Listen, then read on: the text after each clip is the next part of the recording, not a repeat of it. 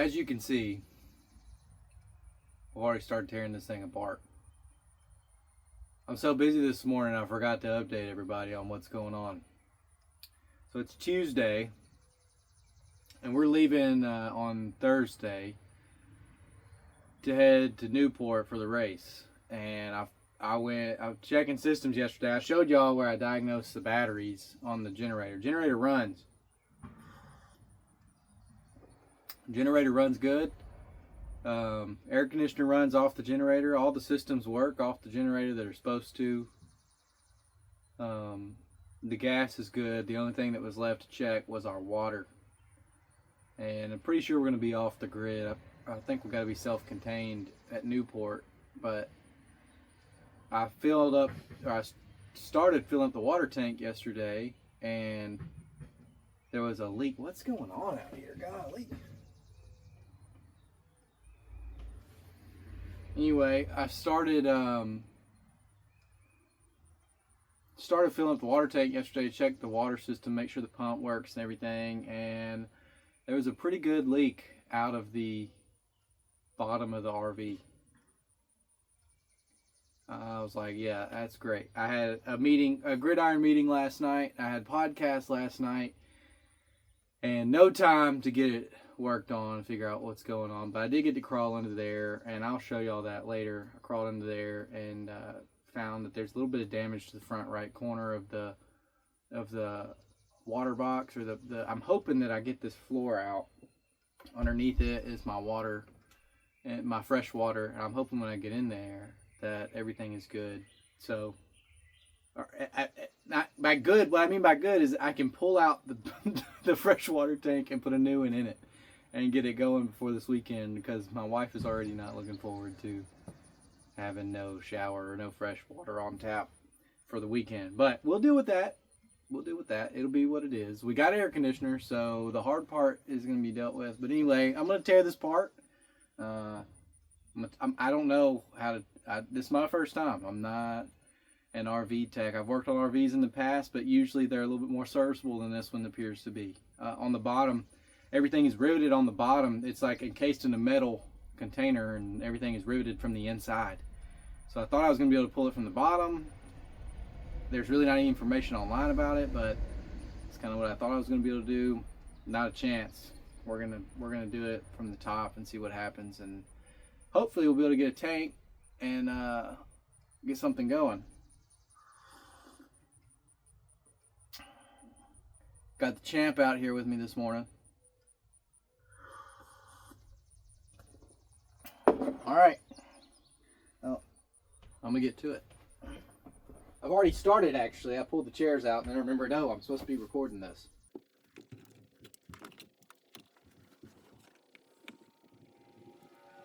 You may ask why I have a screwdriver. I'm doing this with a screwdriver, not a power tool. It's because this thing's 1978, man. I'm trying to keep it minty.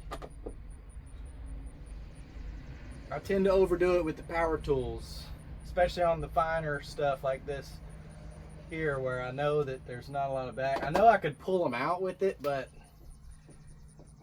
I don't know. Maybe I will. There's only 6 screws. I just want to take really good care of it.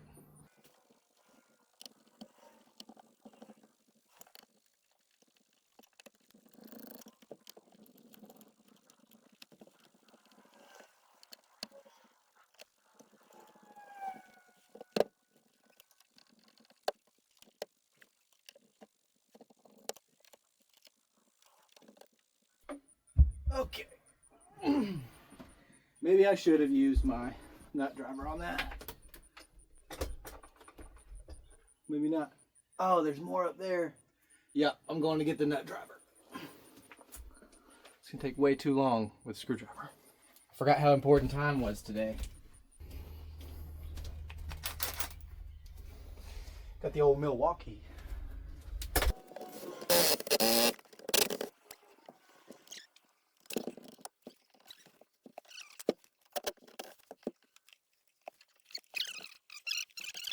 So the carpet is glued and stapled, it appears.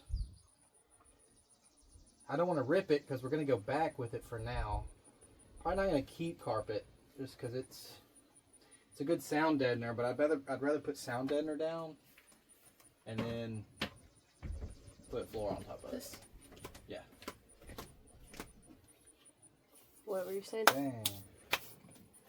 All right, go get a rag. Here, is this paper towel good? Probably not gonna get it all off. I've got some vinegar spray. No, I don't want that. It'll rust my tools. Oh, well here.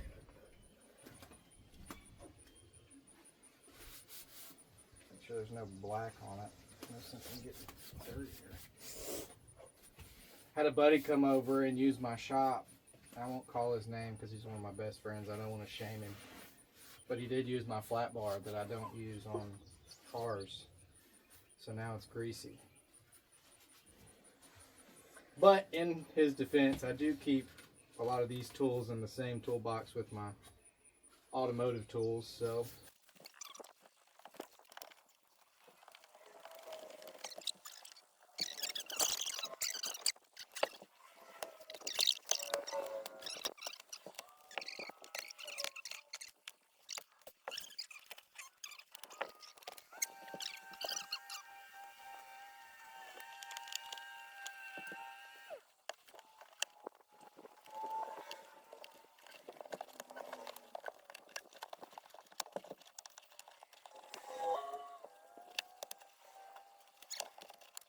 Somebody decided to be a little staple happy.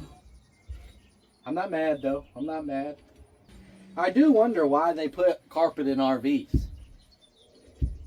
Because you think about a campsite, you're typically getting out right in dirt. I mean, you got to be at a really nice campsite to have like good clean concrete right when you step out the door. So you're constantly dragging dirt in these things, and put carpet in there. It just seems like it's a lot of work. We looked at several RVs before we decided to get this one, and a lot of the stuff that's been updated, they go back in with a wood or laminate floor or something like that.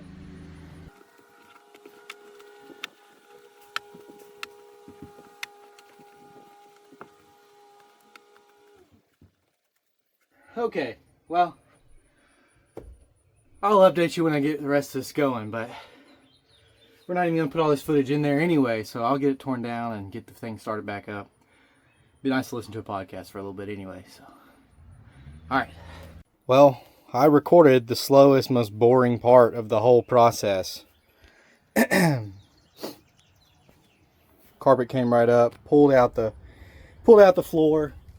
Here we go, we got our tank right here. We've already had some fittings bust on it. I'm about to pull that out and then pull the tank out. We'll see what's going on with the damage. See how much water's in it. I kind of drained it, but I really didn't do it that well. So anyway, that's it. That's where we're at right now. Probably should have not recorded the part that I recorded and then recorded the good part of pulling the carpet off and getting that piece of wood off the top of it, but we're here now, so we'll get better. All right, I'm gonna pull it out and see what happens. Well, this is one of those situations where I'm the idiot. Y'all probably saw it. Y'all probably saw it in the last video. Let me just show you.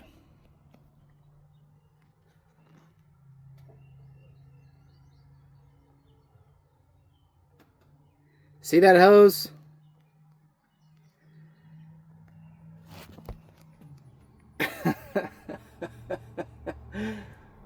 That's the filler hose, and that's a crack in the filler hose, and everybody knows that you can't get water in the tank if your filler hose is cracked. So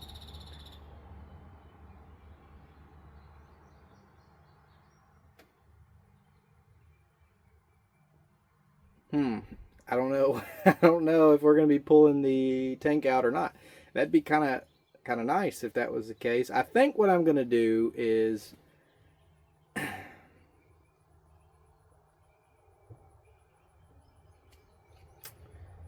I'm going to see if I can look down in the tank and see how clean it is. I'm already here. I'm tempted to just go ahead and replace the tank.